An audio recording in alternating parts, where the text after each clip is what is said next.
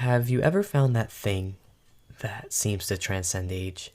Something that a person 100 years old can enjoy and an 8-year-old alike? Because right now, I feel like I found it. And that thing is Avatar The Last Airbender. And I want to talk to you about why you should watch it.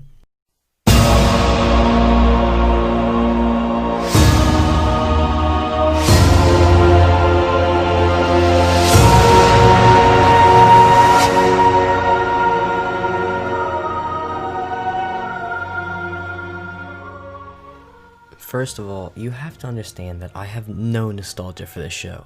When I was younger, my parents were really strict and never really let me watch this sort of thing. So I went into the show completely blind and I was seeing everything for the first time.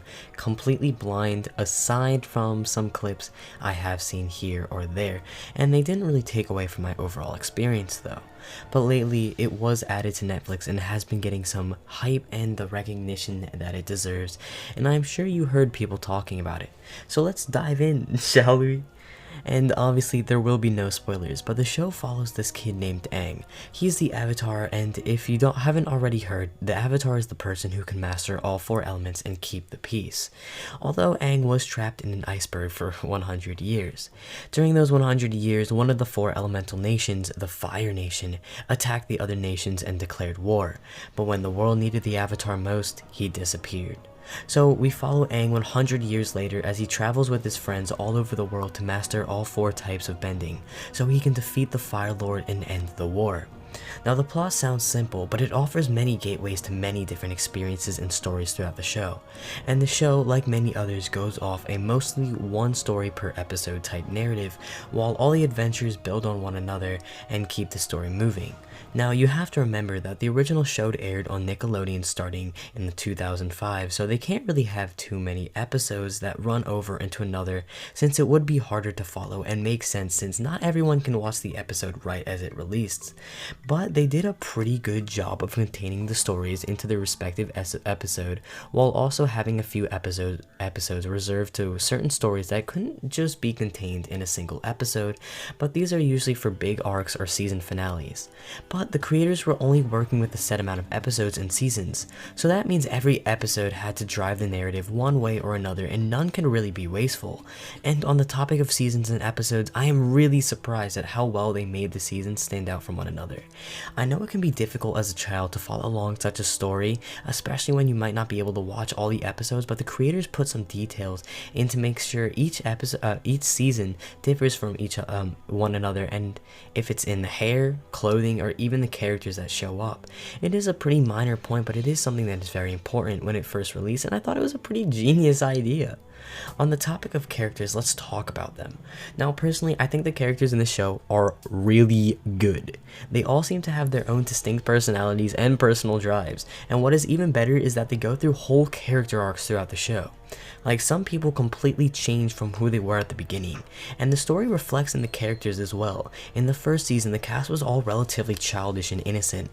They didn't really know what was at stake, and neither did we, the viewer. But as the show goes on, the characters start to realize the stakes and the attitudes change accordingly. Even the animation in certain episode story structures change. And it's pretty crazy to see something like that happen in what was originally a kid's show. And that is apparent, I would say, in more of the first half of the first season. But after that, it seems to be more of just a show instead of just a kid's show. But since it is a kids show, first and foremost, there will be problems and issues that come up that our characters have to solve. But surprisingly, they were actually, helpful and pretty realistic. Like, some of them actually helped me, as funny as that sounds, and it even explored themes that I usually don't see in Western animation or Western cartoons, like sacrifice, grief, discrimination, political views, well, portrayed within the show, of course, nationality, what it means to be patriotic, real human struggles and emotion, and even death. And these are the types of things that you wouldn't really expect to see in a children's show. I mean, that was something I found so refreshing about anime, was that it usually explored themes that Western animation was just too scared to touch. But Avatar The Last Airbender did it. And I'm just glad that this children's show doesn't really treat kids like absolute idiots and tries to expose them to some realities and real life emotions. Now, I want to talk about the world building. Avatar The Last Airbender draws inspiration from many groups, cultures, shows, and ideas like China and parts of Eastern Asia and many indigenous people from all over the world. It draws from anime, mainly Cowboy Bebop, which I made a video on, why you should watch, so maybe you should go check that out after. I don't know. It's fine if you don't. But it also draws inspiration from Samurai Champloo. I really don't know how to say that. Sorry if I butchered it. But it also takes inspiration from Hinduism and Buddhism, not to mention each of the elemental nations, like the Water Tribe drawing inspiration from Native Americans, especially Alaskan natives, the Earth Kingdom drawing inspiration from China, Fire Nation, which draws its inspiration from Southeast and Southeast Asia, and the Air Nomads being depicted after the Tibetan culture with a little Hinduism sprinkled in. But with all those varying cultures and ideas, they still culminate into a masterfully crafted world that feels very real and alive. But along with the scenery and places, a lot of the people you meet along the way of your adventure also seem very real and interesting. Like they are living their lives off screen and the camera only shows them for so long. And this makes the world feel so large and gives it like so much depth, and gives it all the depth that it has. All of it deepens the stakes and gives you many different perspectives on the story, ideas, and narrative that has been established.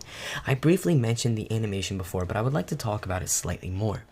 Like I said before, the show aired back in 2005, but surprisingly the animation holds up. Now obviously the animation is just the coat of paint on this amazing, emotional, interesting story, but I do still think that is one of the first things people notice.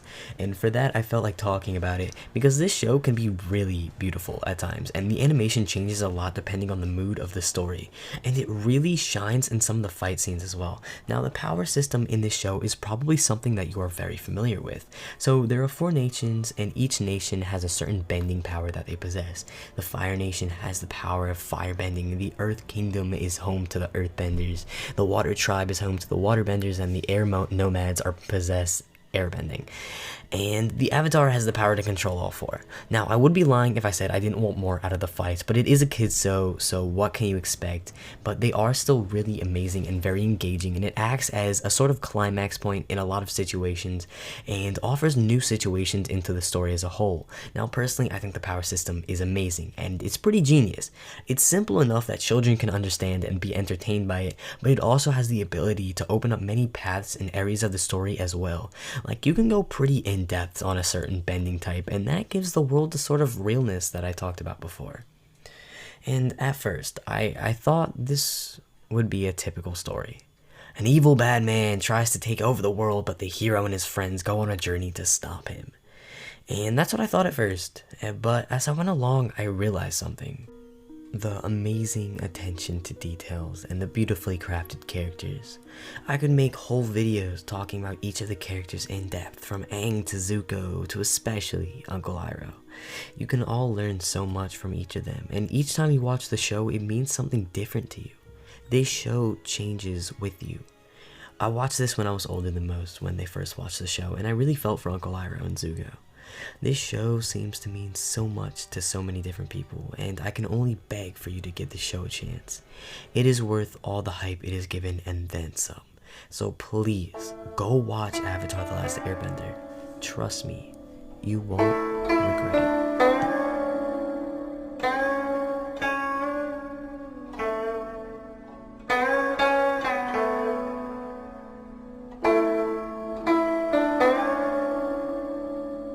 Happy birthday, my son.